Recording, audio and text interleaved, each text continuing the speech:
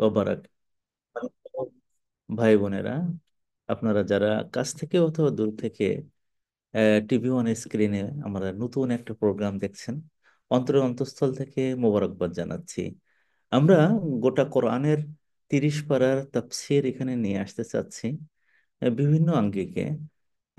আমরা পূর্ণাঙ্গ তাফসীর বলতে যেটা বোঝায় যে প্রতিটা আয়াতের যে তাফসীর গুলো বিভিন্ন কিতাব থেকে অথবা আমাদের অভিজ্ঞতা থেকে এবং মানুষ এবং মাটির সাথে সংযুক্তি রেখে কোরআনকে উপস্থাপন করার নতুন যে প্রসেসটা আমরা শুরু করেছি, আল্লাহ তালা সেখানে বারাকা দান করুন। আপনাদের জন্য দোয়া করি যে আল্লাহ তালা আপনাদেরকে ভালো রাখবেন। আর আমাদের জন্য দোয়া করুন যেন আল্লাহ তালা টিভি ওয়ানকে, টিওএনএস একাডেমিকে আল্লাহ তালা যেন কবুল করে নেন। সম্মানিত ভাই বোনেরা, আমরা সূরা আল মুদ্দাসসিরের তাফসীর কন্টিনিউ করছি। আমরা আজকে সূরা আল মুদ্দাসসিরের শেষ প্রান্তে এসে পৌঁছেছি।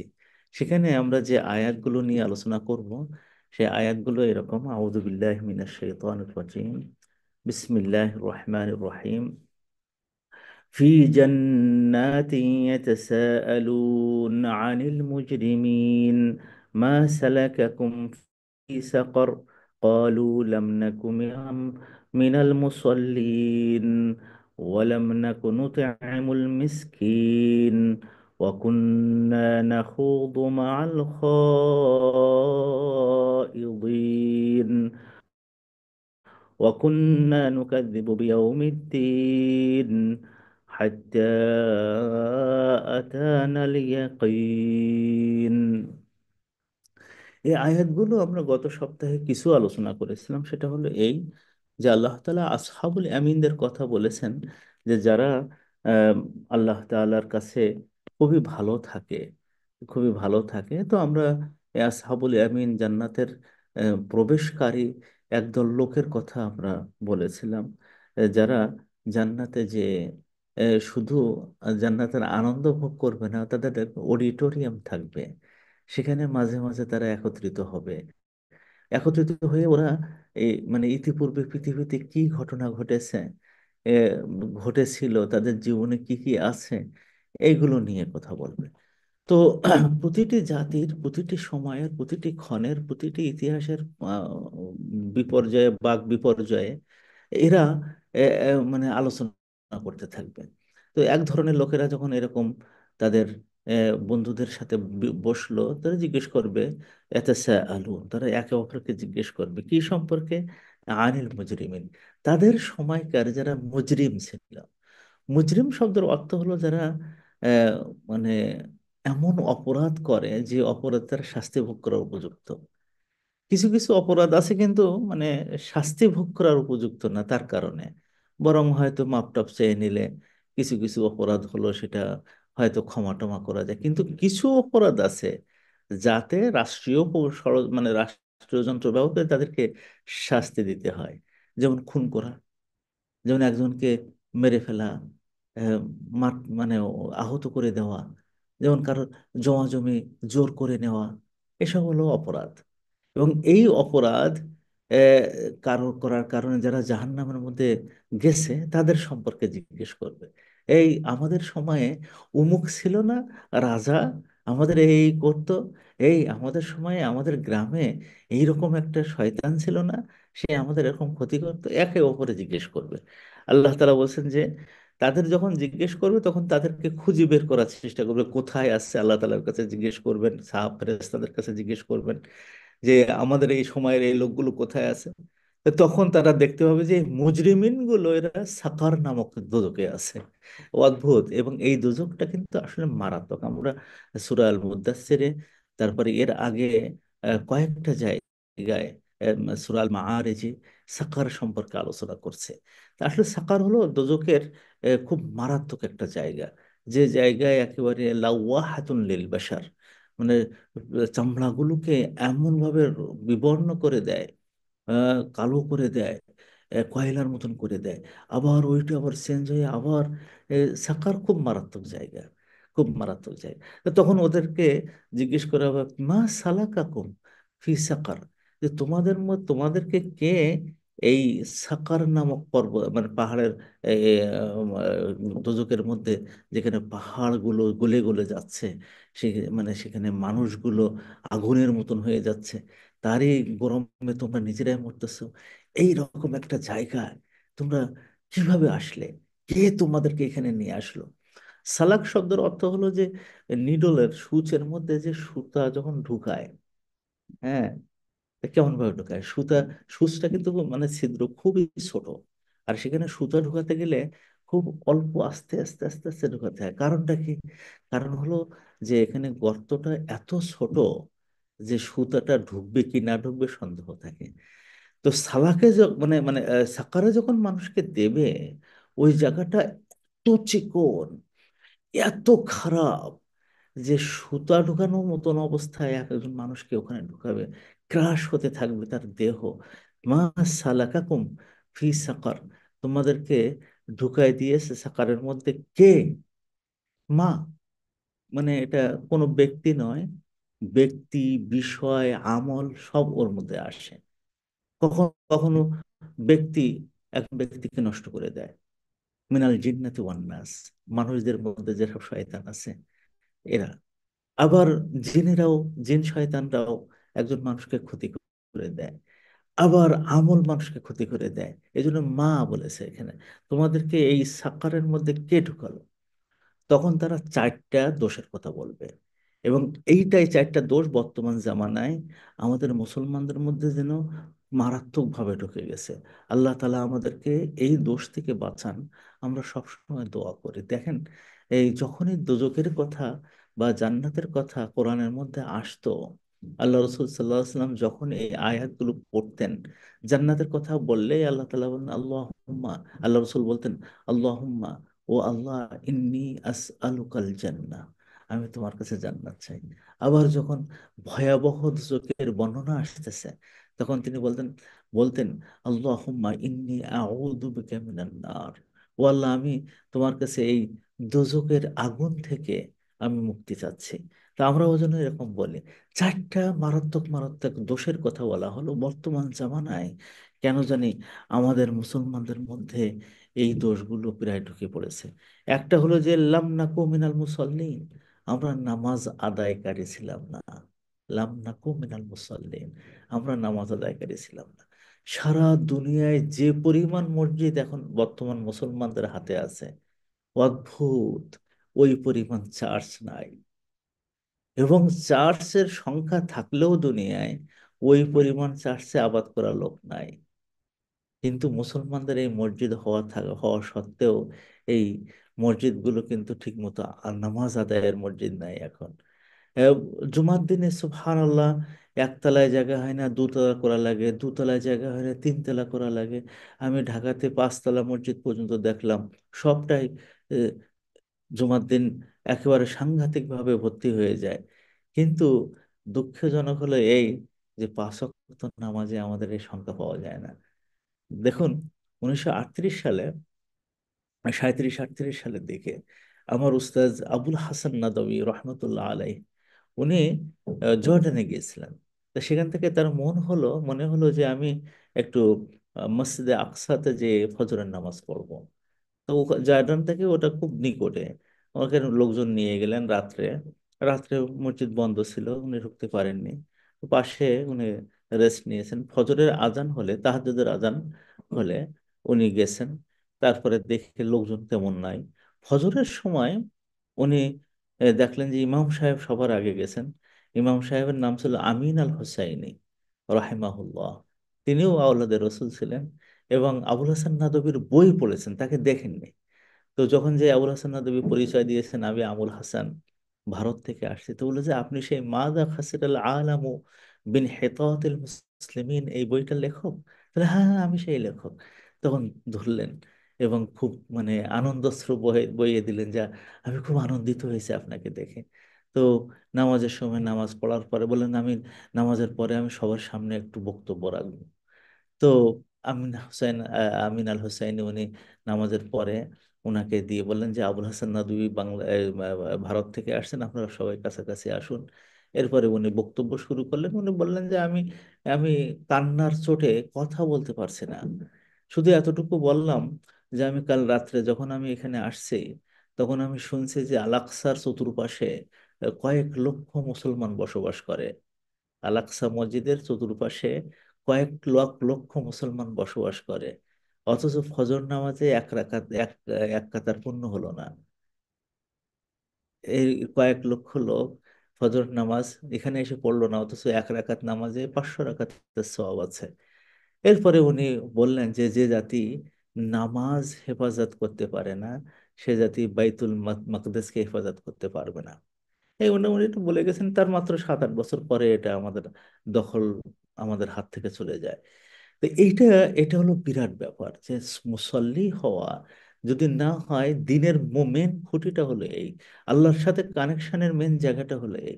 আপনি নামাজ পড়বেন না, আবার আপনি বলবেন যে আপনি খুব আল্লাহকে ভয় করেন, নো, এটা সম্পূর্ণ মানে বৈপরীত্য।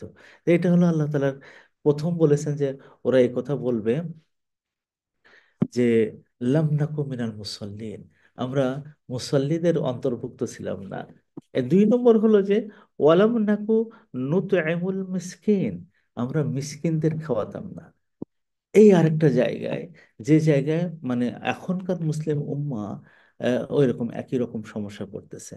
আমি বাংলাদেশের যারা ভিক্ষুক শ্রেণী আছে, আহ, তাদের মাঝে মাঝে যাদের দান করি, তাদেরকে একটু শুনি যে তোমার নাম কি। তো সুন্দর নাম, আব্দুল্লাহ, আব্দুল গফফার, নুরুল ইসলাম ইত্যাদি ইত্যাদি নাম, সব মুসলিম নাম। এবং এদের সংখ্যা কোটি কোটি, লাখে লাখে নাই এখন আর। আহ, সবচেয়ে খারাপ লাগছে যে, কারণ ঢাকার পলিউশনের কারণে একদিন ছোট্ট একটা কাজ করতে গেলে সারাদিন লেগে যায়। আগে যখন ঘুরতাম ছোটবেলায়, যখন আমি ঢাকায় থাকতাম, তো আমি দেখতাম যে ডাস্টবিনে, যেখানে কুকুর মানে ওই খানাগুলো খায়, পচা খানা, সেখানে মানুষ সন্তানও বসে আছে। সে কুকুর ঘেউ ঘেউ করতেছে, তার খানা খাচ্ছে, আর মানুষও ওখানে বিরিয়ানির প্যাকেট বা অমুক তুমুক যা মানে মুরগির ঠ্যাং যা পড়ে রয়েছে সেগুলো তুলে তুলে খাচ্ছে। তো এই যে দৃশ্যটা, এই যে দৃশ্যটা, এইটাই বলে যায় যে বাংলাদেশ তুমি মিসকিনদের খাওয়াচ্ছ না। এটা মানুষ না কিন্তু, বাংলাদেশ গোটাটাকে বলা যায় যে তুমি মিসকিনকে খাওয়াচ্ছ না। তাই যদি হয়, বাংলাদেশে হাজার হাজার কোটি টাকা মানে মানুষ দিয়ে বিভিন্ন জায়গায় বাড়ি কিনতেছে, অথচ গরিব লোক তো থাকার কথা ছিল না। এখন দেখি যে মানে সৌদি আরবে যেও দেখি মানুষ হাত পাততেছে বিভিন্ন জায়গায়। এটা আল্লাহ তাআলা এটা সামাজিক ব্যাধি হিসাবে এবং দোজখে যাওয়ার মতো অপরাধ হিসাবে আল্লাহ তুলে ধরেছেন, যে এটা তো হওয়ার কথা না। ইসলাম যখন আসে, আমাদের নবী সাল্লাল্লাহু আলাইহি সাল্লামের যুগে, সাহাবাদের যুগে, তাবিঈনদের যুগে, এ, শত শত বছর পর্যন্ত এইরকমই ছিল যে ভিক্ষুক পাওয়া যেত না। অন্তত এইরকম ভিক্ষুক পাওয়া যেত না যে না খেয়ে মরে যাচ্ছে, বিনা চিকিৎসায় মরে যাচ্ছে না, এরকম ঘটেনি। এই জন্য দ্বিতীয় যে দোষের কথা তারা বলবে, যার কারণে তারা দোজখে গেছে, সেটা হলো মিসকিনদের তারা খাওয়ায়নি। আপনি যদি কোনো মিসকিনকে দেখেন খেতে পারছে না, অথবা কোনো মেহমানকে দেখেন তাকে খাওয়ানো দরকার আর আপনার খাওয়ার নাই, আপনি যদি তাকে দেন, তা তার দাম আরো সে সাংঘাতিক থাকে, সাংঘাতিক। আল্লাহ তাআলা এরকম একটা ঘটনার কথা কোরআন শরীফে বলছেন যে এক একজনের বাড়িতে এক মেহমান গেল, যাওয়ার পরে সে বিবির কাছে জিজ্ঞেস করছে খাবার টাবার দাও, তাহলে সর্বনাশ, আমাদের কয় বাচ্চার জন্য আর আপনার আর আমার জন্য সামান্য একটু খাবার আছে, তাও আমাদের যা খাবার তার কিছু অংশ মাত্র আছে। এখন এইটা যদি আমরা খাই, ওনাকে দেওয়া যাবে না, আর ওকে দিলে আমরা খেতে পারবো না। তখন বললেন যে আমরা খাবো না এই সিদ্ধান্ত, তুমি বাচ্চাদেরকে ঘুম দাও। বাচ্চাদেরকে ঘুম দেওয়া হলো এবং বললেন যে খাবারটা দাও আমার হাতে। খাবার দিলেন, মেহমানের সামনে এসে আলোটা নিভাই দিলেন, দিয়ে তখন মেহমানকে খাওয়া মানে দিচ্ছেন, আর উনি শব্দ করতেছেন মুখে যে যেন আমি খাচ্ছি। তাই আল্লাহ তাআলা এই দৃশ্যটা দেখে আল্লাহ রসুলের কাছে কোরআন শরীফের আয়াত নাজিল করে দিয়ে বললেন যে দেখো, মুসলমানদের মধ্যে এমন কিছু আছে, ইউসিরুনা আলা আনফুসিহিম, তারা নিজেদের খাবার খুব দরকার আছে, অনেক কষ্ট তাদের, সেই কষ্টটা ভুলে যে অন্যকে খাওয়াইছেন।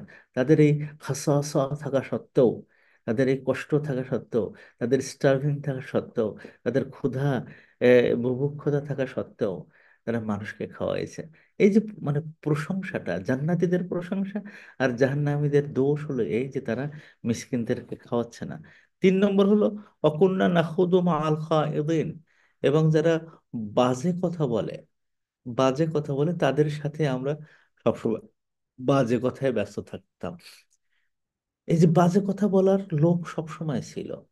এটা আগেকার সময় আমরা দেখতাম দোকানে, চায়ের দোকানে, হাটে বাজারে, তারপরে ওই ক্লাব তৈরি করতো সেই ক্লাবে, তারপরে এ, কখনো কখনো এ, মেলা তৈরি হতো সেই মেলায়, হ্যাঁ, এই সমস্ত জায়গায়। এখন এগুলো আর ওই ওই রকম আগের মতো নাই, ও দরকারও হয় না। কারণ এখনকার হউদ এবং বাজে কথা বলা, যে কথার কোনো মূল্য নাই, এই কথা বলার জায়গা এখন এই ডিভাইসগুলোতে আছে। এই ডিভাইসগুলোতে এখন ফেসবুক খুললেই হয়, ইনস্টাগ্রাম খুললেই হয়, এখানে লিঙ্কড ইনে গেলেই হলো, এখানে যে সমস্ত আরো যে সমস্ত মিডিয়াগুলো আছে, সোশ্যাল মিডিয়া, সেখানে গেলে হয়। আমি যেটা কল মানে আমি তো ফেসবুক যেদিন দুনিয়ায় আসছে সেদিন থেকে আমি ওর অ্যাকাউন্ট হোল্ডার। সেখান থেকে এই পর্যন্ত আমার ওভারঅল দৃষ্টিভঙ্গি হলো এই যে এখানে মৌলিকভাবে ডিপার কোনো জ্ঞান শেখার জায়গা নেই, বরং অনেক কথা আছে এখানে, যে ফাও কথা, অনর্থক কথা। হ্যাঁ। তো এটা মানে বর্তমান জামানায়ও এটা বলে দিচ্ছে যে যে সমস্ত লোকদের দিনের একটা বড় অংশ চলে যায় অনর্থক কথাবার্তায়, মুখে জিকির নাই, কোরআন শরীফ নাই, গবেষণা নাই, কথার ভারিক্কি নাই, যে কথাগুলো মানুষকে আনন্দিত করবে, জ্ঞান দেবে, আল্লাহমুখী করবে, সেসব কথা নেই। আপনি ফেসবুকের মানে রোল ডাউন করতে থাকেন 1 ঘন্টা, 2 ঘন্টা, ওর মধ্যে দেখবেন পরে যে ব্রেনের কাছে জিজ্ঞেস করেন ভালো কথা ছিল কয়টা, একটা বা দুইটা। আর এই যে এত হাজার এখানে যে আপনি স্ক্রোল ডাউন করলেন, রোল ডাউন করলেন, সেখানে কি হলো না, খুদ মাল খায় ওই মানুষ একটু আনন্দ করছে তাই আমি একটু আনন্দ করছি, মানুষ একটু ফাজলামি করছে তাই আমি একটু ফাজলামি করছে। আল্লাহ তালা বলেন এটা সাকার নামক জাহান্নামে যাওয়ার তৃতীয় গুণ, তৃতীয় দোষ। এটি করেছেন কি জাহান্নামে আপনার জায়গা করে নিয়েছেন। এবং সর্বশেষ হলো অকুন্না নুকাদ্দিবু বিয়াউমিদ্দিন, এবং আমরা আখেরাতকেও অস্বীকার করতাম। যে ব্যক্তির মানে মধ্যে আখেরাত নাই, তার মধ্যে দিন নাই। এই জন্য আখেরাতের একটা নাম দিনও বটে। দিন মানে হলো শাস্তি বা শান্তি দেওয়ার ফয়সালার জায়গা। তো ওই দিনে যদি কারো বিশ্বাস না থাকে, তার দুনিয়াতে তার আমলগুলো সম্পূর্ণ ভিন্ন। ঘন্টার পর ঘন্টা, দিনের পর দিন, মাসের পর মাস সে এমন কাজে ব্যয় করতেছে যে কাজে তার আখেরাতে বিন্দু উপকার নাই, অথচ সেই দিকে সে ব্যস্ত আছে। আল্লাহ তাআলা যখন মানে কোনো ব্যক্তিকে সাকার নামক দোজকে দেবেন, তখন এই 4টে বিষয়ে সে কথা বলবেন। আরো হাজারো রকম অপরাধ করেছে কিন্তু, এমন না কিন্তু এই লোকটা মাত্র এই 4টে কাজ করেছে, কিন্তু এই 4টে কাজের জন্য সেদিন আফসোস হবে। কারণ যে কোনো মানুষ এই 4টে কাজ থেকে ফিরে থাকতে পারে, সে নামাজ পড়তে পারে, সে মিসকিনকে খাইতে দিতে পারে, সে বাজে কাজে সময় না দিতে পারে, এবং সে আহ, আখিরাতের প্রতি বিশ্বাস স্থাপন করতে পারে। এই জন্য তার খুব বেশি খরচ নাই। এই কাজগুলো করে যারা, তারা মানে জান্নাতে যেতে পারবে না। এখন এখানে আরেকটা কথা আল্লাহ তাআলা বলছেন যে হাত্তা আতানা আল ইয়াকিন, ওরা বলবে যে এই কাজটা আমরা মরণ পর্যন্ত করেছি।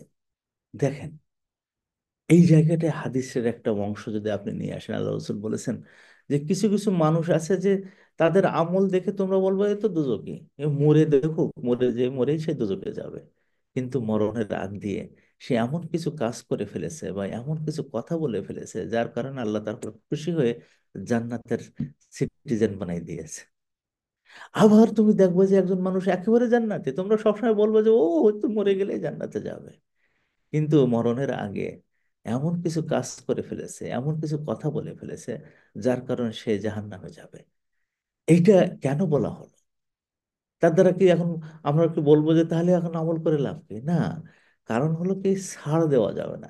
কিছু কিছু মানুষের মনের মধ্যে এটা আছে যে এইবার আমি হজ করে আসছে, আলহামদুলিল্লাহ কিছুদিন রেস্ট নিয়ে নেই, নামাজ কালাম বাদ দিয়ে এই সিনেমা টিনেমা দেখতে থাকি, ও হজ তো করে আসছে, আবার হজের আগ পর্যন্ত এটা করতে থাকে। নো, কোনো একটা মানুষের জীবনের জন্য এই মানসিকতা না আসে যে কাজ তো করেছি, এখন মরণের সময় আসছে, এখন চুপ করে থাকি না।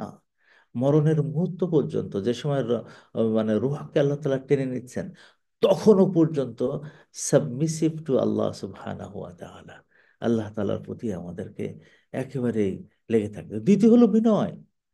বিনয়, আপনি কখনো আপনার আমল দিয়ে গর্ব করবেন না। হাই হাই রে, মুসলমানদের কি হয়ে গেল। আল্লাহ তাআলা এই আয়াতের মধ্যে ওই সময়কার যারা দোজখের মধ্যে সাকারের মধ্যে গেছে, তারা বলছে যে মরণ পর্যন্ত আমরা এই এই চারটা কাজ করে আসছি। এর মানেটা কি? যদি কোনো ব্যক্তি মরণের আগে, হ্যাঁ, অন্তত যখন তার মনের মধ্যে অনুভব হয়েছে যে না, এটা যখন বলতেছেন উস্তাদ, তাহলে আমরা এটা আমল করি, এরকম একটা পর্যায়ে যদি কেউ যায়, তাহলে আল্লাহ তাআলা তাকে ক্ষমা করবেন। হয়তো হঠাৎ করে কোনো একটা অসুখ হয়েছে, আপনি অসুখ হওয়ার সাথে সাথে আপনি ইস্তেগফার করলেন, এবং ইস্তেগফারের সাথে সাথে আপনি নিজেকে ওই খারাপ কাজ থেকে ফিরিয়ে আনলেন, জানেন, এর দ্বারা কিন্তু আপনি এই জান্নাতের উপযোগী হয়ে গেলেন। এটা মাথায় রাখতে হবে যে ইয়াকিন পর্যন্ত, মরণের আগ পর্যন্ত অপেক্ষা করতে থাকা, বুড়ো হওয়ার পর্যন্ত অপেক্ষা করতে থাকা, এটা হলো দুজকিদের লক্ষণ। যারা দোজকে যাবে তাদের লক্ষণ। অনেকে মনে করেন যে হজ ফরজ হয়েছে, মানে আমি অনেককে বলেছি যে মুরব্বী, আপনার হজ ফরজ হয়ে গেছে, হজটা করে নেন। হুজুর আমার এখনো দুটো মেয়ে বিয়ে বিয়ে দিতে বাকি আছে। তা মেয়ে বিয়ে দেওয়ার সাথে হজের সম্পর্ক কি? তো বলে ওই, মানে হজ করার পরে আর খারাপ কাজ করা যায় না, তো তো এর আগ পর্যন্ত একটু করে টরে নেই। এটা হলো দুজকিদের কথা। দুজকিদের কথা, হাত্তা আতানাল ইয়াকিন, মৃত্যু আসার আগ পর্যন্ত, ইয়াকিন আসার আগ পর্যন্ত আমি আমরা এই কাজগুলো করে গেছি। তো এটা ঠিক নয়। কোনো মানুষের জীবনে যে গুনাহ হবে না, এটা অসম্ভব, গুনাহ হবেই।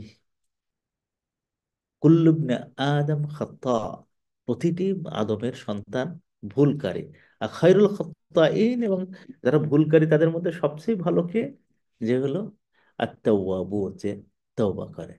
তো এই এই চারটা দোষের কথা আল্লাহ তাআলা এখানে বলে দিলেন ওই সমস্ত লোকদের, যারা সাকারের মধ্যে যাবে।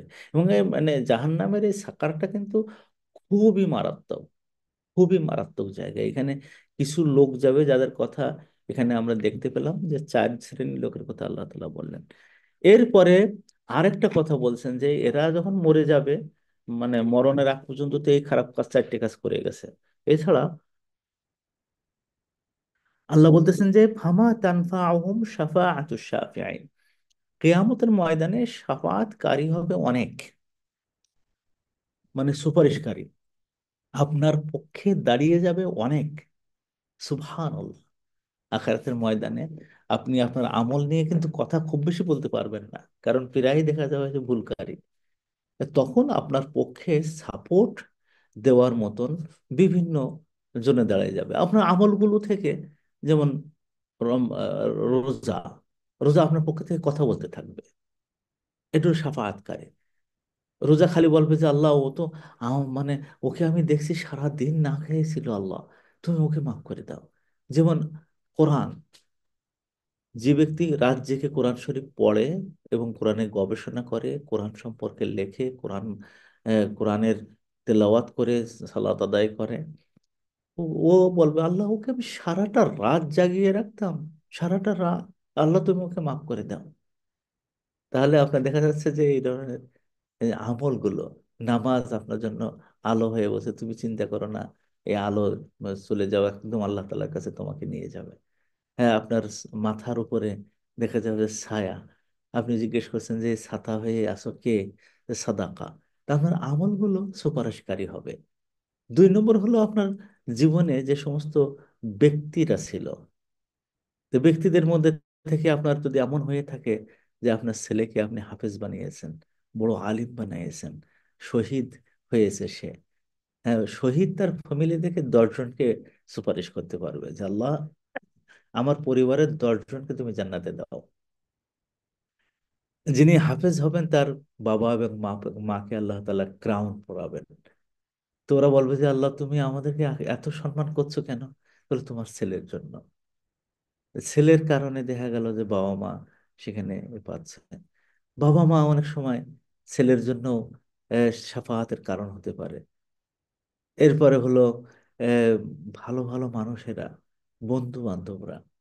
এরপরে হলো নবী, আমাদের নবী মোহাম্মদ সাল্লাহ আলাইসাল্লাম, প্রত্যেক জাতির নবীরা এবং আমাদের নবী মোহাম্মদ সাল্লাল্লাহু আলাইহি ওয়াসাল্লাম, এরা হলো সাফায়াতকারী। সাফায়াতকারী একজন নয় কিন্তু, আল্লাহ তাআলা নিজেই কোরআনের মধ্যে বলছেন যে যে তারা সাফায়াতকারীদের সাফায়াত পাবে না। তাহলে সাফায়াতকারী যখন আল্লাহ তাআলা বলছেন, তাহলে বোঝা গেল যে একজন সাফায়াত করবে এমন না, সাফায়াত করবে অনেকেই। সাফায়াত করবে অনেকেই। আমল, এমনকি গাছপালা, গাছপালা, এই যে যখন আপনি হজ করতে যান, আপনি লাব্বাইকা আল্লাহুম্মা লাব্বাইক, এই জোরে জোরে বলেন, লাব্বাইক আল্লাহুম্মা লাব্বাইক, লাব্বাইক লা শারীকা লাকা লাব্বাইক, ইন্নাল হামদা ওয়ান নি'মাতা লাকা ওয়াল মুলক লা শারীকা লাক। এই যে কথাগুলো আপনি বলতেছেন, আপনার শরীর, আপনার আশেপাশের লোকজন, আপনার এমনকি আল্লাহ তাআলা রসুল এভাবেও বলেছেন যে পাথরগুলো আছে, যে গাছগুলো আছে, এরা তার সাথে সাথে লাব্বাইক বলতে থাকে এবং কেয়ামতের ময়দানে ওরা সাক্ষ্য দেবে। এই যে হাজরে আসওয়াদ, আপনি ওখানে চুমা দিলেন, অথবা তার চুমা না দিতে পারলে দূর থেকে আম, মানে হাত উঁচু করে আল্লাহু আকবার বললেন, হ্যাঁ, এটা কিন্তু সে আহ, আপনার নামটা, আপনার ছবিটা কেয়ামতের ময়দানে নিয়ে আল্লাহ তাআলার সামনে যে আপনার পক্ষে সুপারিশ করবে। তো এইভাবে, এমনকি জমিন ইয়াউমাইদিন তুহাদ্দিসু আখবারহা বিআন্না রব্বাকা আওহা লাহা, যেখানে আপনি সাজদা দিয়েছেন, যেখানে আপনি একটা রাত কাটাইছেন, যেখানে আপনি যে তারপরে এতেকাপ করেছেন, যে মসজিদে যে আপনি একসাথে নামাজ পড়েছেন, রুকুকারীদের সাথে রুকু দিয়েছেন, এসব জায়গাগুলো আপনার পক্ষে মানে সাক্ষ্যদাতা হবে। এই জন্য যখনই কোনো জায়গায়, নতুন জায়গায় গেছেন, সেজদা দিয়েছেন, তো ওইটা মনে করবেন আল্লাহ, আমার তো জীবনে কল্পনাও করি না আমি এখানে এসে সেজদা দেবো। তো এই জায়গাটা তুমি সাক্ষ্যদাতা হিসেবে করে রাখো। এবং সেজদাগুলো যেন হয়, নামাজগুলো যেন হয় একটু ডিফারেন্ট। ওই জায়গায় যেন বলে যে আল্লাহ, আমার এখানে যেদিন সেজদা দিয়েছিল খুব সুন্দর ছিল লোকটা। হ্যাঁ, এইভাবে সাফিঈন যারা, তাদের সাফাআতটাকে নেওয়ার চেষ্টা করা দরকার। ওই সমস্ত যারা জাহান্নামী, তাদের জন্য কোনো সাফিঈনদের সাফাআত কাজে লাগবে না। এরপর এই যে লোকগুলো যারা আল্লাহ রসুলের কথা শুনছে না, বর্তমান জামানায় যারা ইসলামগুলো মানে না, ইসলামের কথা শুনলে তাদের খারাপ লাগে, তাদেরকে আল্লাহ তাআলা এখানে কয়েকটা আহ মনস্তাত্ত্বিক বিশ্লেষণ দিয়েছেন, তাদের মনের দিক দিয়ে কেমন হয় সেটা বলতেছেন, খুব হাসির জায়গা। বলছে যে ফামা লাহুম আনিত তাযকিরাতি মুরিদিন, ফামা লাহুম মুরিদিন আনিত তাযকিরাতি, এইরকম ছিল বাক্যটা, যে তাদের কি হয়েছে, তাদের কি হয়েছে। এটা হলো একটা কোশ্চেন, তাজ্জবের কথা। এই লোকগুলোর কি হয়েছে, কোন কোন কারণে, এটা আল্লাহ তাআলা জিজ্ঞেস করছেন। যে মুরিদিন, তারা মুখ ফিরায় নেয়। কিসের থেকে মুখ ফিরায় নেয়? আনিত তাযকিরাতে, তাযকিরা থেকে। তাযকিরা মানে হলো তাযকির থেকে, যাক্কারা ইযাক্কিরু তাযকিরান অথবা তাযকিরাতান, মানে যে মনে করায় দেয়, যে মনে করায় দেয়। আমার এক বন্ধু আছে, তার সাথে বসলেই, আব্দুল সালাম মনে আছে এই যে তুমি ছোটবেলায় এইরকম এরকম করতে, তা আমার তখন মনে হয়, হ্যাঁ এটাই তো আমার মনে আছে, মনে আছে। এই যে মনে করাই দেয়, একে বলে তাযকিরা। এবং যিনি মনে করাই দেন তাকে বলে মুযাক্কির, মুযাক্কির। আর যারা এই মনে করে নেয়, যারা মনে করে, অন্যের কথা মনে করাই দেওয়ার পরে মনে নিয়ে আসে, তাদেরকে বলে মুদ্দাকির, যারা মনে করে। তা আল্লাহ তাআলা এখানে বলতেছেন যে কোরআনটা এমন যে সে মুহুর্মুহু তাকে স্মরণ করায়। তাজ্জব ব্যাপার, আপনি কোরআনের প্রথম থেকে শেষ পর্যন্ত পড়েন, প্রত্যেকটা জিনিসে জায়গায় আপনাকে কি কি জিনিস মনে করে দেয়। আলহামদুলিল্লাহ রব্বিল আলামিন, বিসমিল্লাহ থেকে শুরু করেন, বিসমিল্লাহির রহমানির রহিম, কি মনে করে দিচ্ছে? আল্লাহ কথা মনে করে। তিনি রহমান, তিনি রহিম, মনে করে দিলেন। আলহামদুলিল্লাহ, প্রশংসা সব আল্লাহ তাআলা। কিসের প্রশংসা? কারণ হলো যে আমি একজন আব্দুস সালাম মানুষ, আমার মাথা দিয়েছেন, চোখ দিয়েছেন, হাত দিয়েছেন, কথা বলার টান দিয়েছেন। আস্তে আস্তে আস্তে আস্তে সব মনে আসছে, আলহামদুলিল্লাহ। আমি কি শুধু, আমি শুধু কি আল্লাহ আমাকে দেখতেছেন? ও রব্বিল আলামিন, তিনি একেবারে ওই যে সাগরের তলদেশে ছোট্ট একটা গর্তের মধ্যে ছোট্ট একটা পোকা পড়ে মানে ওখানে আছে, তার খাবার ব্যবস্থা তিনি করেন, তাকে বড় করার ব্যবস্থা তিনি করেন, রব্বিল আলামিন। এরপরে আর রহমান, আর রহিম, মালিক সবটাই দেখেন, প্রত্যেকটা আয়াত আপনাকে স্মরণ করাই দিচ্ছে ইয়াকা নাবুদু। আপনি ভুলে যাচ্ছেন, আবার আপনাকে বলছে তুমি এই কথাটা বলো। আহ, আমি তোমারই ইবাদত করি, তোমার কাছে সাহায্য প্রার্থনা করি। স্মরণ করাই দেয় আমার হাত যখন একজন মানুষের কাছে যায় দাও দাও করতে থাকে, অথবা আমার মন যখন একজন মানুষের কাছে যে ভালোবাসো ভালোবাসা করতে থাকে, সেই সমস্ত জায়গা থেকে আল্লাহ তাআলা ফিরাই নিয়ে আসেন ওয়া ইয়াকা নাস্তাইন দিয়ে, তাযকির করেন, স্মরণ। তুমি না একটু আগে তুমি বলছো ওয়া ইয়াকা নাস্তাইন, আবার তুমি মানুষের কাছে হাত পাতো কেন?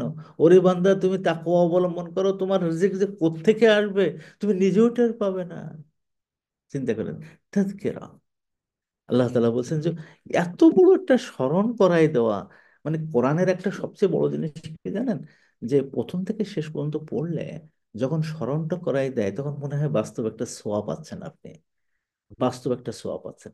আমি অন্তত 10 জন নতুন ইসলাম গ্রহণকারীদের ইন্টারভিউতে আমি যখন জিজ্ঞেস করি যে তোমাকে কে মুসলিম বানালো, এই প্রায় 10 জনের কাছ থেকে আমি শুনেছি যে কোরআন পড়তে যেয়ে কোরআনের যে উত্তরগুলো আমাকে দেয়, সে আমাকে মুসলমান বানাইছে।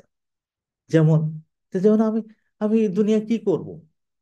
তা আমাদের সমাজ, এ রাষ্ট্র, এই সভ্যতা আমাদেরকে বলে দেয় শুধু খাবা, শুধু ভোগ করবা, হলিডে মেক করবা, গার্লফ্রেন্ড বয়ফ্রেন্ড করবা। কিন্তু কোরআন বলে যে না, ওগুলো সব হলো অস্থায়ী। এক মেয়ে তার ইসলাম গ্রহণ করার পিছনে সে বলছিল এই, যে আমাকে ডিসিভ করা হয়েছে, আমি খুব বড় ঘরের সন্তান, মেয়ে ছিলাম, বড় ইউনিভার্সিটি পড়তাম। তো তাই এক ছেলের সাথে আমার পরিচয় হলো সামারে। তো সে আমাকে হলিডেতে নিয়ে গেল, সেও ধনী আমিও ধনী, আমরা হলিডেতে গেলাম, আনন্দ করলাম। এরপরে এসে লন্ডনে ফিরলাম, লন্ডনে ফিরে ঘর বাড়ি সুন্দর বাসায় আমরা উঠলাম। উঠার পরে যখন আমি ওকে জানান দিলাম যে আমার পেটে বাচ্চা আসছে, যেদিন শুনছে আমার পেটে বাচ্চা তার পরদিন সে পালাই চলে গেল। তার অভাব নাই, তার যোগ্যতার ঘাটতি নাই, আমারও অভাব নাই, যোগ্যতার ঘাটতি নাই, কিন্তু বাচ্চা হয়েছে শুনে পালাই চলে গেল। এই সেদিন থেকে আমি বুঝলাম যে এই সভ্যতা, এই আনন্দ, এই দুনিয়া কিচ্ছু না। চিন্তা করেন, এটা হলো তাজকিরা। কোরআন শরীফ পড়তেছে, পড়তে যেয়ে জানতে পারলো যে এগুলো কি করলাম, ভুল করলাম, ইসলামের পথে আসলো। আল্লাহ তাআলা বলছেন কি হয়েছে এদের, এরা কেন ওই যে জিনিসটা স্মরণ করায় দেয় তার থেকে তারা ফিরে থাকে। এবং আমি এটা কখনোই ভাবি নাই, আমি তো একজন ইতিহাসের ছাত্র, ইতিহাসে কখনো ঘটে নাই যে মুসলমানদের অধিকাংশ মুসলমান কোরআন বুঝবে না। ইতিহাসে কখনোই ঘটে নাই।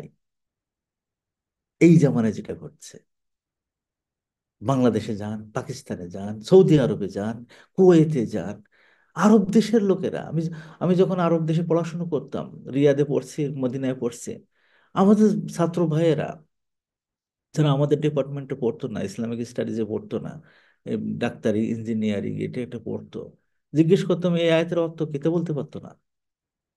বলতে পার, বিশ্বাস করুন বলতে পারতো না। এই যে মানে আল্লাহ তাআলা মানে তাজ্জব হয়ে যাচ্ছে, তাজ্জব মানে এখানে এই ইস্তেফহামকে তাজ্জব বোঝায়, মানে হলো প্রশ্নটা করা হয়েছে রেটরিক কোশ্চেন, মানে একটা বিস্ময়ের ব্যাপার যে যে জিনিসটা তোমাদের ভালো কাজের থেকে স্মরণ করাই দেয়, তুমি সে মুখ ফিরাই নিচ্ছ কেন? আমরা এই কিউএনএস একাডেমির মাধ্যমে কত চেষ্টা করি যে আসেন আরবি ভাষা শেখেন, 1 বছরে আরবি ভাষা শিখাই দিচ্ছি অত্যন্ত সহজে। শেখ মাদানী সাহেব পড়ান, আমি পড়াই, আসেন, লোক পাওয়া যায় না। না না না না, পড়বো না, কঠিন পারবো। তো কঠিন, জান্নাতে যাওয়া কি অত সহজ? একটু কঠিন নিতে পারবেন না? আনিত তাযকিরাতে মুরিদিন, মুখ ফিরায় তো ফিরায়, কথাও পায় না। যদি বলা হয়েছে যে আপনি একটু কোরআন শরীফ পড়া শেখেন, ওইটা বলাই যেন অপরাধ। তো এটা আল্লাহ তাআলা তাজ্জব হয়ে যায়। এখন এই যে যে ধরনের যে লোকেরা কোরআন শরীফ থেকে পালায়, তাদের একটা উদাহরণ দিয়েছেন আল্লাহ, খুব হাসির উদাহরণ। সেটা কান্নাহুম হমর, তারা যেন গাধা। এই যারা কোরআন শরীফ থেকে মানে পড়ানোর কথা বলা হয়, পড়ার কথা বলা হয়, বোঝার কথা বলা হয়, কোরআন গবেষণার কথা বলা হয়, তখন তারা গাধাতে পরিণত হয়ে যায়, প্রায় গাধার মতন। তারা গাধা না, তারা চার পা হয়ে যায় না, কিন্তু আচরণ করে গাধার মতন। কেমন গাধা? মুস্তানফিরা, যারা মানে পালাচ্ছে, পালাচ্ছে। বেশ কিছু কেরাআতে মুস্তানফারা বলা হয়েছে। মুস্তানফারা মানে হলো যারা, মানে যাদেরকে পালানো হচ্ছে, মানে কোরআনের আয়াতগুলো এমন যে এর থেকেই ভালো মন্দের প্রভেদ তৈরি হয়ে যায়, যারা নেওয়ার মতন তার কাছে আসে। আমি একটা প্রতিবেদন পড়ে খুব তাজ্জব হয়ে গেছিলাম যে কারি বাসেত, আব্দুল সামাদ আব্দুল বাসেতের তেলাওয়াত শুনে নাকি প্রায় 10,000-এর মতন মুসলমান হয়েছিল। একটা প্রতিবেদনে এটা আসছে।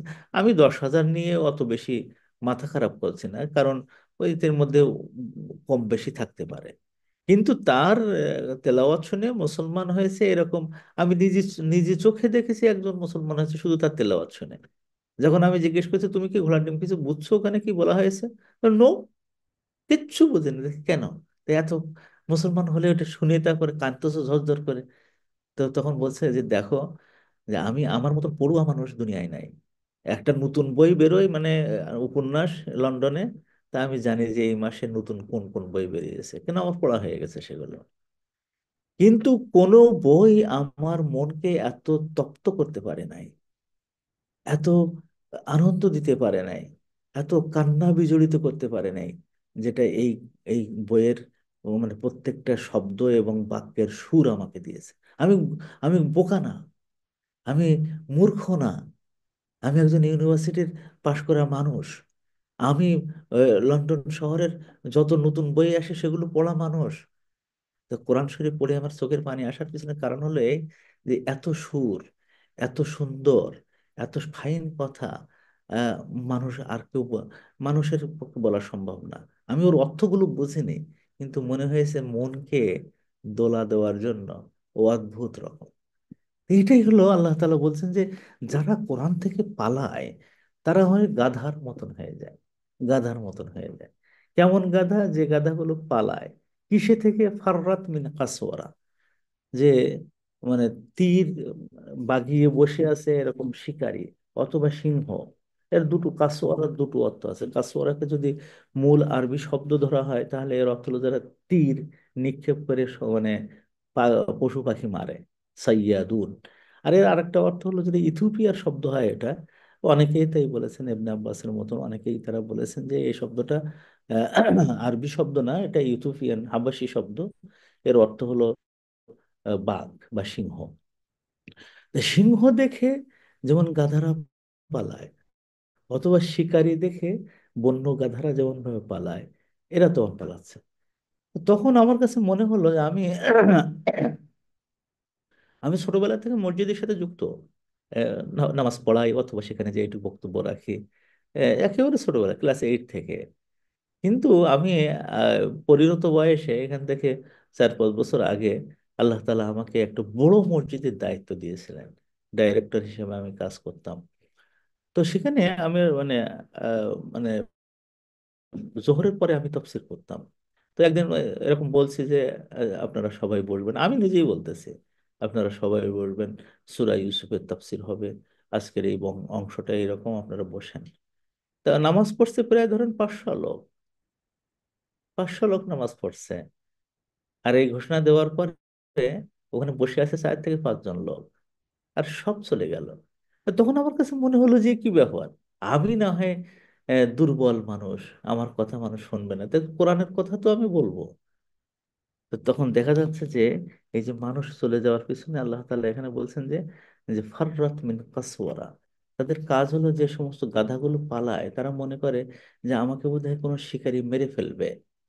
তো যখনই কোরআনের থেকে পালায়, কোরআন শিখতে চায় না, কোরআন শরীফ শুনতে চায় না, তখন বুঝতে হবে যে ওর মনের মধ্যে এমন শয়তান ওর বাসা বেঁধেছে যে তাকে জান্নাতে যাওয়ার কিন্তু সুযোগই করে দিচ্ছে এই মুহূর্তে।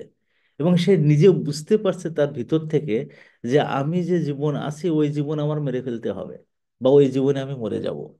যে নষ্ট জীবনে আমি আছি, ওই নষ্ট জীবনে আমি মারা যাওয়াতে পালাই চলে যায়।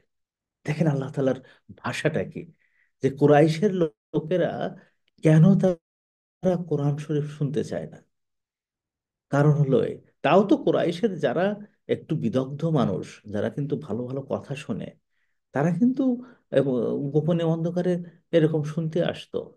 কিন্তু মানে যারা একেবারে জাহান্নামের উপযুক্ত হয়ে গেছে এবং তারা মানে সিদ্ধান্ত নিয়েছে তারা জান্নাতে যাবে না, তারা কিন্তু এরকম পালাতো। মক্কার মধ্যে যারা চুরি করে করে কোরআন শরীফ শুনতো, তাদের মধ্যে ভালো একটা অংশ কিন্তু মুসলমান হয়ে যায়। যেমন ওমর রাদিয়াল্লাহু তাআলা আনহু চুরি করে কোরআন শরীফ শুনতেন। আহ, এমন উনি বলছেন যে আমি আহ, মানে কিভাবে শুনবো। তো উনি চিন্তা করে প্রথম বললেন যে আমি মদখানায় গেছি, গিয়ে দেখি যে সেখানে কেউ নাই। তো একা একা মদ খেয়ে মজা পাওয়া যায় না। তা আমি চলে আসলাম। এসে তারপরে দেখি যে একজন লোক কাবা ঘরের ওখানে দাঁড়াই আছে। কাছে এসে দেখি যে নবী মোহাম্মদ সাল্লাহ সাল্লাম গুনগুন করে কি গান গাচ্ছে। তো মনে করলেন যে আজকে আমি যে কি কয় এটা শুনবো। বলে যে পর্দার এই, কাবা ঘরের পর্দার ভিতরে আমি শিয়াল যেভাবে ঢোকে ওইভাবে আমি ঢুকলাম। ঢুকে যে তারপরে ঠিক যে সে যে জায়গায় দাঁড়ায় আছে, মানে আল্লাহ রসুল সাল্লাহ সাল্লাম দাঁড়িয়েছিলেন তখন মাকামে ইব্রাহিম, না, এটা হলো হাজরে আসওয়াদ এবং রুকনে ইয়ামানির মাঝখানে। তার মানে ওই যে হাজরে আসওয়াদের কাছাকাছি জায়গায়, এই যে এই পাশে দরজা আর এই পাশে হলো রুকনে ইয়ামানি, এর মাঝখানে ওখানে দাঁড়ায় উনি কোরআন পড়তেছিলেন। আর হযরত ওমর ঠিক তার মুখোমুখি দাঁড়ায় শুনতেছেন। শুনে তখন বললো এই তো আমার কাছে মনে হলো তো কোনো আল্লাহ তালার এই ছাড়া, এটা তো কোনো মানুষের বানানো কিছু কথা না। তখন তার মনের মধ্যে আসে যে একে মেরে ফেলতে হবে, এবং পরে যে সিদ্ধান্ত নিয়ে নেয় তাকে মারবে, তার অনুসারীদের মারবে, তার একজন দাসীকে মেরে ফেলার চেষ্টা করেছে। পরে আল্লাহ রসুলকে মারতে যেয়ে সে নিজেই মুসলমান হয়ে গেছে। যাই হোক, এখানে আল্লাহ তাআলা মানে ওই যারা কোরআন থেকে চলে যায় তাদের একটা দৃষ্টান্ত এরকম দিয়েছেন, তারা যেন মানে পালিয়ে যাওয়া গাধাদের মতো, যারা শিকারী অথবা বাঘ বা সিংহ দেখে যারা পালিয়ে যায়, এরা যেন এইরকম পালিয়ে যাচ্ছে একদল লোক। কোরাইশদের কথা বলছেন, যুগে যুগে মুসলমানদের কথা বলছেন, অমুসলমানদের কথা বলছেন, যে কোরআনের মতন সম্পদ তাদের হাতে আছে, হ্যাঁ তাও তারা মানছে না। আল্লাহ তাআলা তারপরে যে বলছেন বাল ইউরিদু কুল্লু ইমরিইম মিনহুম আন ইউতা সুহফাম মুনাশশারা। এখানে দুইজন মানুষের কথা আল্লাহ তাআলা এখানে নিয়ে আসছে, আবু জাহাল আর আহ, মানে ইবনু উমাইয়া। এই দুইজন আল্লাহ রাসূল সাল্লাল্লাহু আলাইহি ওয়াসাল্লামের কাছে আসে গোপনে। গোপনে এসে বলতেছেন যে মুহাম্মদ সাল্লাল্লাহু আলাইহি ওয়াসাল্লাম, একটা কাজ করা যায় কিনা, কি? তা আমরা তো সমাজের সেরা মানুষ, বিশ্বাস করো কিনা? তা হ্যাঁ, আবু জাহেল আপনি সেরা মানুষ, ইবনে উমাইয়া আপনি সেরা মানুষ। তাই যদি হয়, আল্লাহ তালার কাছ থেকে একটা কাজ করা যায় না, তা কি?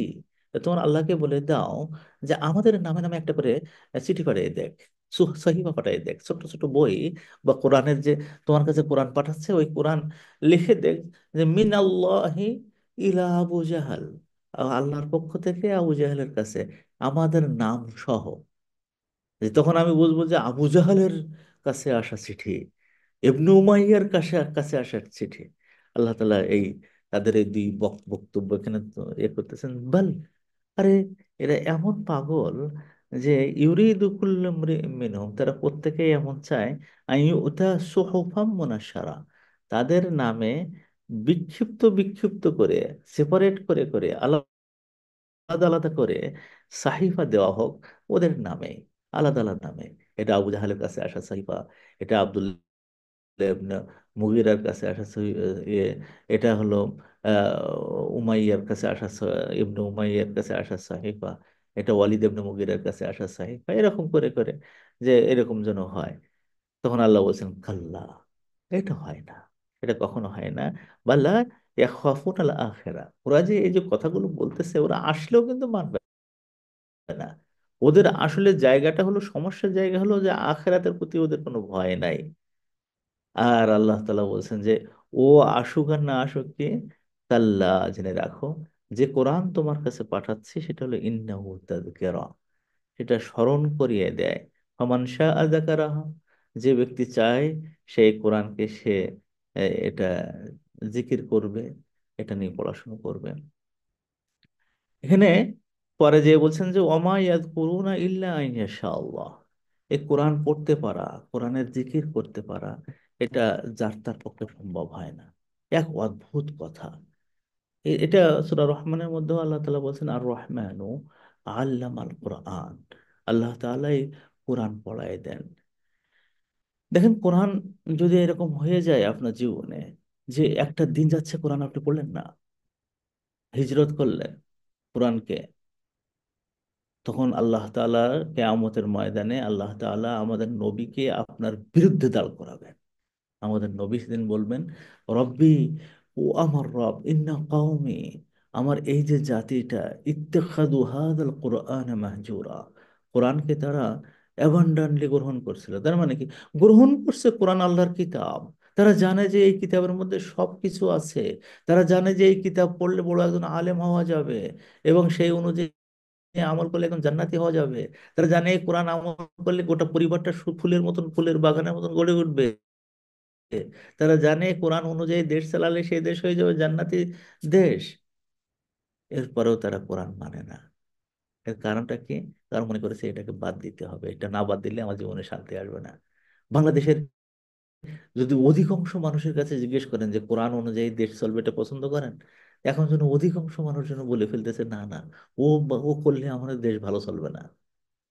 কোরআনের পক্ষে যদি জনমত নেওয়ার চেষ্টা করা হয় তা নেই। আমাদের এই যে ব্রিটেনে আমরা আছি, যা অন্যান্য জায়গায় যারা আসছে, তাদেরকে যদি বলা হয় ভাই একটু কোরআন শরীফ পড়েন না, একটু বোঝেন না, একটু তাফসীর জানেন না, না, ব্যস্ত। আল্লাহ বলতেছেন যে আল্লাহ চাইলেই সে শুধু শেখে। যখনই আপনি কোরআন পড়ছেন, প্রথম জিনিসটা মনে রাখবেন যে আল্লাহ এই মুহূর্তে আপনাকে চেয়েছেন যে আপনি কোরআন পড়তেছেন, তাই এটা আপনি পড়তেছেন। কারণ হুয়া আহলুত তাকওয়া ও আহলুল মাগফিরা, এখানে দুটো নেওয়া দেওয়া থাকে যে হুয়া আহলুত তাকওয়া, আল্লাহ তাআলা হলেন আহলুত তাকওয়া, তাকওয়ার অধিকারী। তার মানে কি, যে তাকেই ভয় করবা, এই অধিকারটা শুধুমাত্র আল্লাহ রাখে। তোমার ওয়াইফকে না, তোমার স্বামীকে না, তোমার পরিবারকে না, তোমার সমাজকে না, তোমার পুলিশ প্রশাসনকে না, আল্লাহ তাআলাকে ভয় করবা। ভয়ের একটা জায়গায়। আর ওইটা যদি হয় ও আহলুল মাগফিরা, আল্লাহ হলেন মাগফিরাতের অধিকারী। তার মানে তিনি, যেই মুহূর্তে তুমি আল্লাহকে ভয় করছো, যেই মুহূর্তে তুমি আল্লাহর প্রতি তাকওয়া অর্জন করছো, সেই মুহূর্তে আল্লাহ তাআলা তোমাকে ক্ষমা করে দিচ্ছেন। এই সর্বশেষ আয়াতটা আমাদেরকে হোপ দিয়ে যায়, যেন আল্লাহ তাআলা ডাকতেছেন, তাকওয়া নিয়ে এসো, মাগফিরাত নিয়ে যাও, তাকওয়া নিয়ে এসো, মাগফিরাত নিয়ে যাও। তুমি যত জায়গায় আল্লাহকে ভয় করবো, তত জায়গায় আল্লাহর মাগফিরাত আসবে। আল্লাহ তাআলা আমাদেরকে এই জিনিসগুলো বোঝার তৌফিক দান করুন। আমরা সূরা আল মুদাচ্ছির এই সপ্তাহে শেষ করলাম এবং আগামী সপ্তাহে ইনশাআল্লাহ সূরা আল কিয়ামা দিয়ে আমরা আলোচনা শুরু করবো। আল্লাহ তাআলা আমাদেরকে ভালো রাখুন। সবাই আমাদের টিভি ওয়ান কিউএনএস একাডেমির জন্য দোয়া করবেন। আল্লাহ তাআলা আপনাদেরকে সর্ব অবস্থায় ভালো রাখেন, এই দোয়া করছি। আগামী এপিসোডের দাওয়াত দিচ্ছি ইনশাআল্লাহ। সবাই ভালো থাকবেন। আসসালামু আলাইকুম ওয়া রাহমাতুল্লাহি ওয়া বারাকাতুহু।